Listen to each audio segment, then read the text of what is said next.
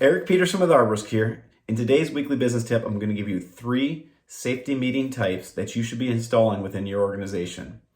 Now, we all know that communication is one of the key cornerstones to having a great safety culture. And one of the best ways to improve your communication around safety is to have regularly scheduled safety meetings. So most tree care companies follow some sort of pattern for their safety meetings, but what I'm going to suggest to you is that you have these 3 types. You're going to do a weekly safety meeting, a monthly safety meeting, and a quarterly safety meeting.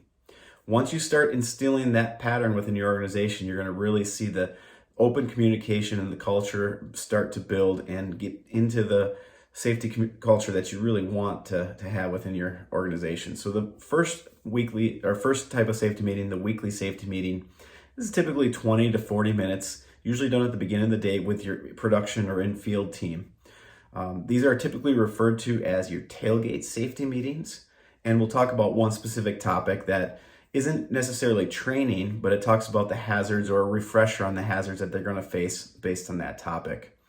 You always want to make sure you have a sign-in sheet so you can document it for later in the purposes later if there is an accident, or if you want to go back and help someone else with further training, you'll know the baseline where they came from. So document it.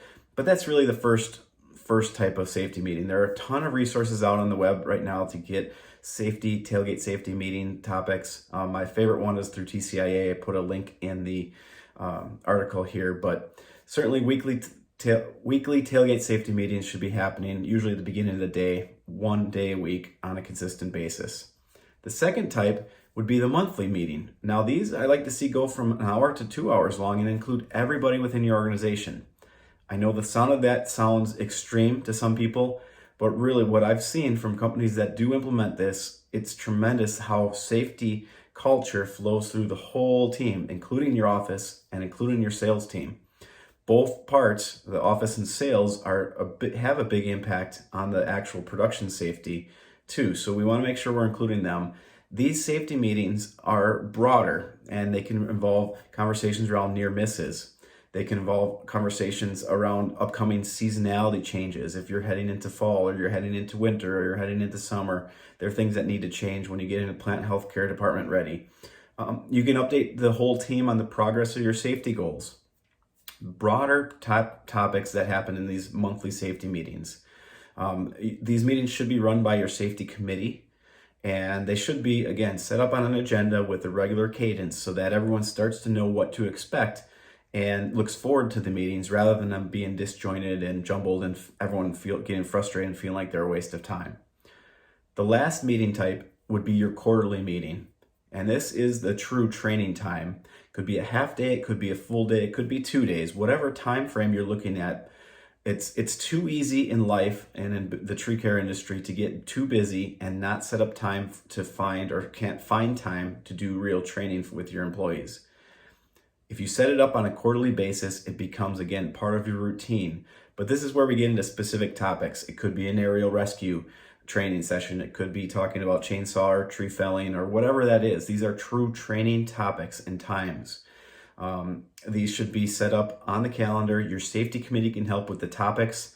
If you do a safety culture assessment like the one that we have for all our arborist clients, that can give you some great insight onto what topics to train on and what your team is looking for right away to help get that regular cadence scheduled with your team.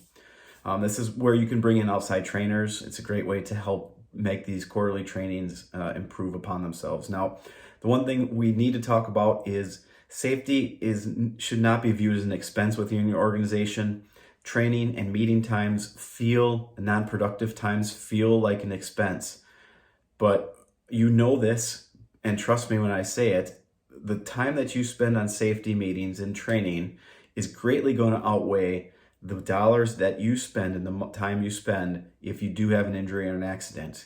I link in the article here a website to OSHA Safety Pays, where you can go in and calculate what an injury is going to cost your company if you do have it. You can pick if it's a cut, if it's a strain, if it's a broken bone, whatever that is. You can plug that in and you get some real numbers, and it's mind-blowing on what it actually will cost your organization. So Please, if you're still feeling safety is an expense, reset your mindset and understand that safety can become is an investment in your organization and an investment in your employees. So if you're struggling with your safety program, reach out to an Arborist team member today. We can get you enrolled in the Thrive Safety Package and help you continue to intentionally build the safety culture that you desire within your company.